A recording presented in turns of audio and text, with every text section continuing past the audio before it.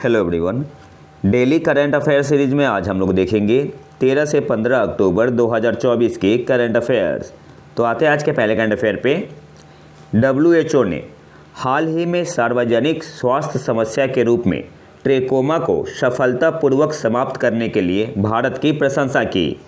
यह भारत को किन दो देशों के बाद यह उपलब्धि हासिल करने वाला दक्षिण पूर्व एशिया क्षेत्र में तीसरा देश बनाता है।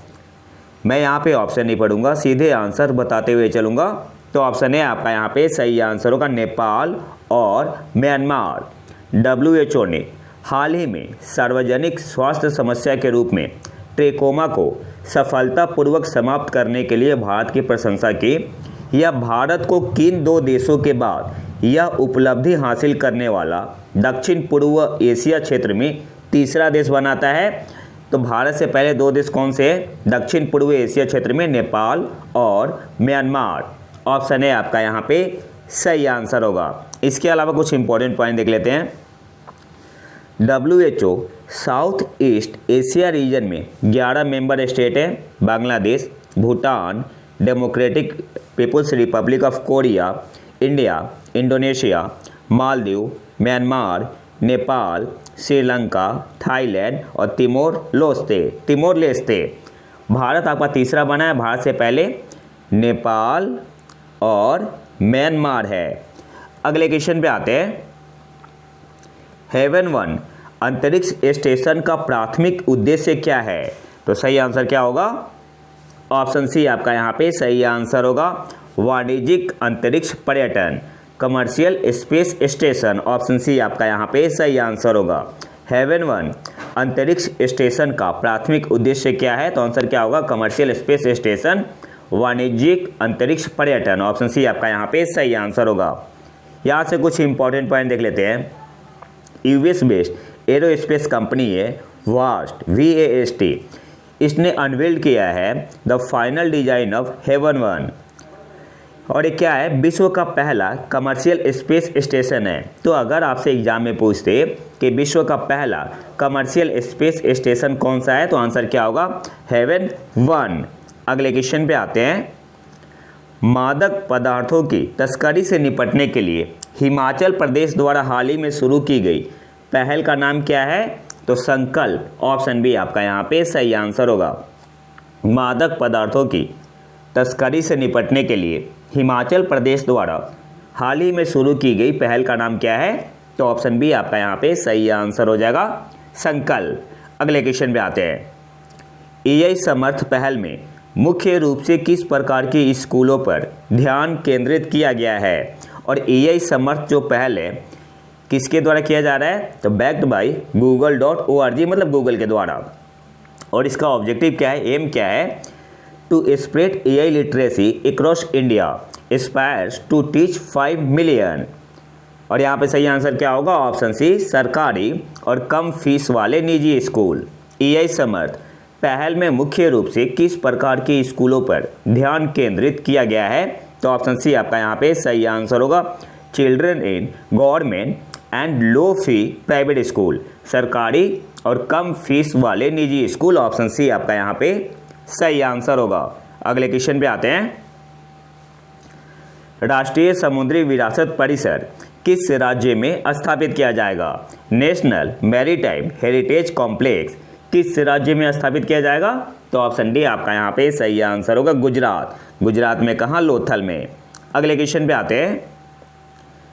भारत ने किस राज्य या केंद्र शासित प्रदेश में एशिया के सबसे बड़े चेरेनको टेलीस्कोप का उद्घाटन किया?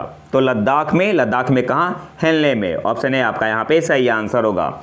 और इसे कहते हैं MACE observatory, MACE, MACE observatory. और मेस का मतलब क्या हुआ? Major atmospheric Cherenkov experiment. तो ये भी याद रखना है, MACE observatory has been inaugurated in Hanle in Ladakh. और मेस का मतलब क्या हुआ? Major atmospheric Cherenkov experiment. तो ये आपसे एग्जाम में पूछ सकता है कि मेस का मतलब क्या है? MACE stands for major atmospheric Cherenkov experiment observatory है, MACE observatory. MACE is the largest imaging Cherenkov telescope in Asia. और ये क्या है, जो मेस टेलीस्कोप है ये आपका ऑब्जर्व करेगा हाई एनर्जी गामा रे।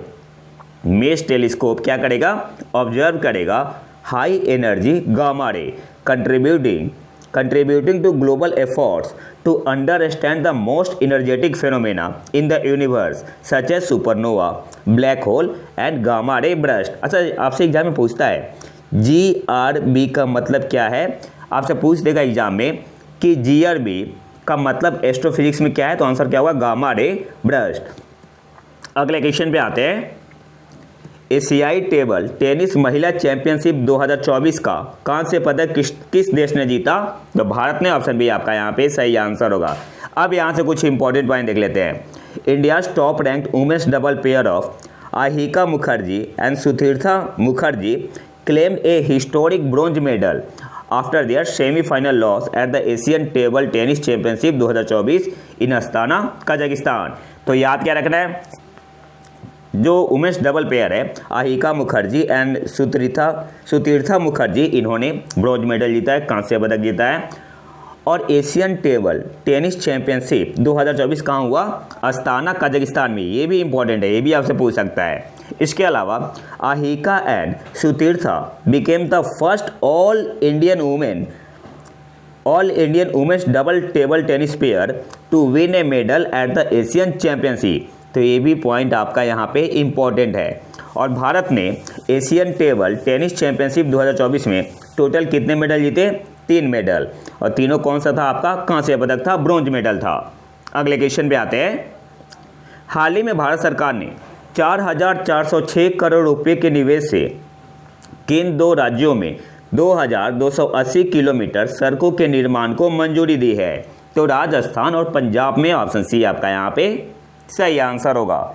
हाल ही में भारत सरकार ने 4,406 करोड़ रुपए के निवेश से किन 2 राज्यों में 2,280 किलोमीटर सड़कों के निर्माण को मंजूरी दी है, तो राजस्थान और पंजाब।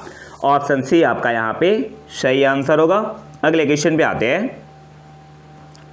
हाल ही में समाचारों में देखी गई गारा जुबजेनिस और साइलोरिंचस कोसिगिनी क्या है, तो मछली की प्रजाति है। ऑप्शन बी आपका यहाँ पे सही आंसर होगा। हाल ही में समाचारों में देखी गई गारा जुबजेंसिस और साइलोरिंचस कोसिगिनी क्या है, तो मछली की प्रजाति। ऑप्शन बी आपका यहाँ पे सही आंसर होगा।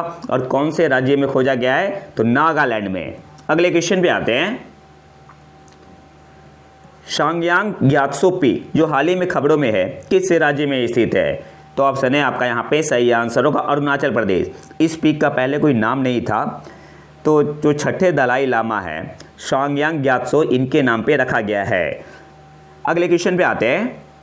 हाल ही में किस संस्था ने स्तन कैंसर का शीघ्र पता लगाने के लिए एक नया उपकरण पेश किया है, जिसे विशेष रूप से ग्रामीण और दूर दराज के क्षेत्रों में महिलाओं की मदद के लिए डिजाइन किया गया है।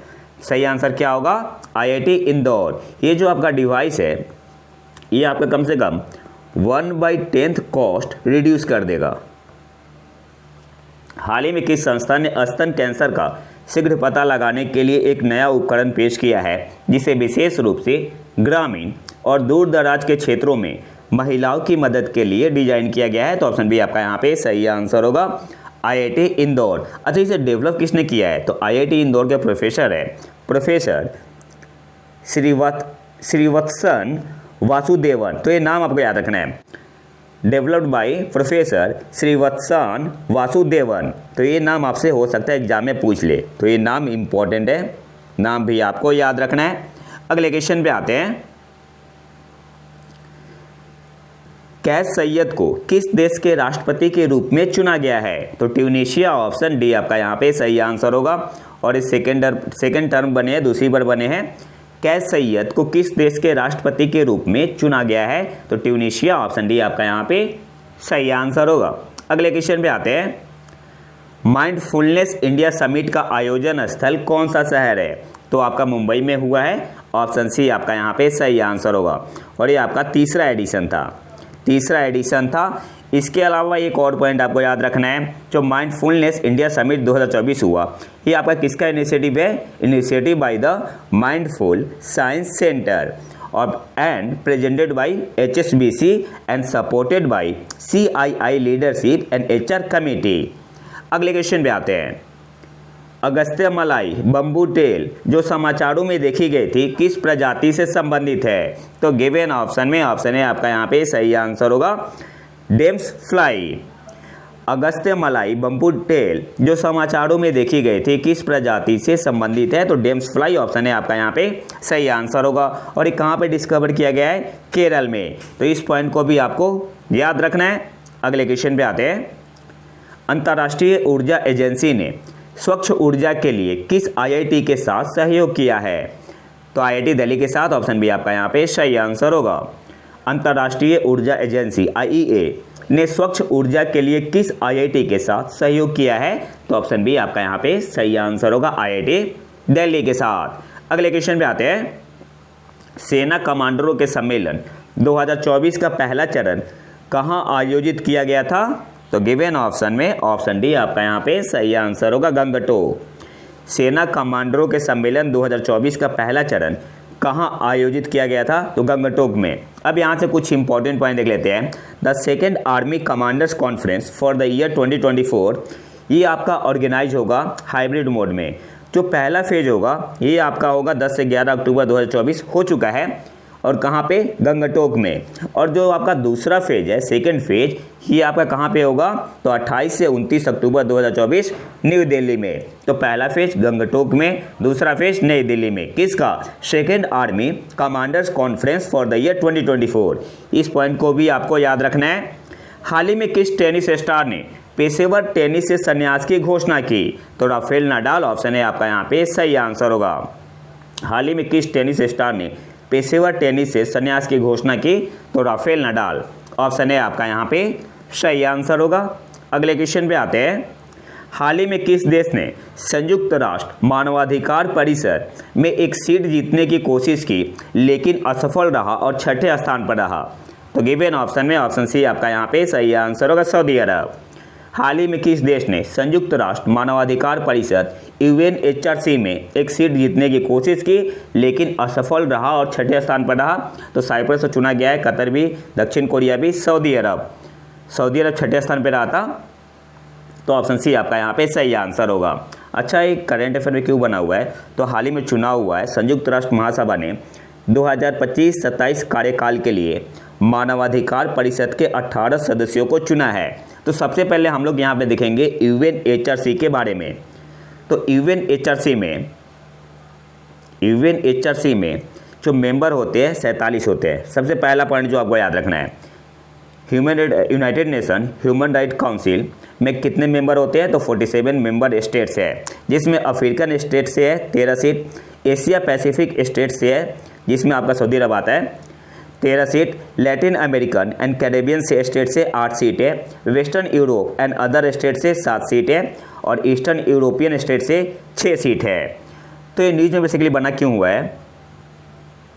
एशिया प्रशांत समूह जिसमें सऊदी अरब भी शामिल था, एकमात्र प्रतिस्पर्धी दौड़ थी जिसमें 6 उम्मीदवार 5 सीटों के लिए प्रतिस्पर्धा कर रहे थे।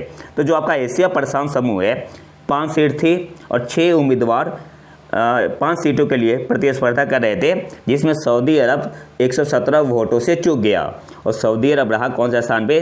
6 पोजीशन पे। और सीटें कितनी थी? 5 थी। तो सऊदी अरब सेलेक्ट नहीं हुआ United nation human right council membership के लिए।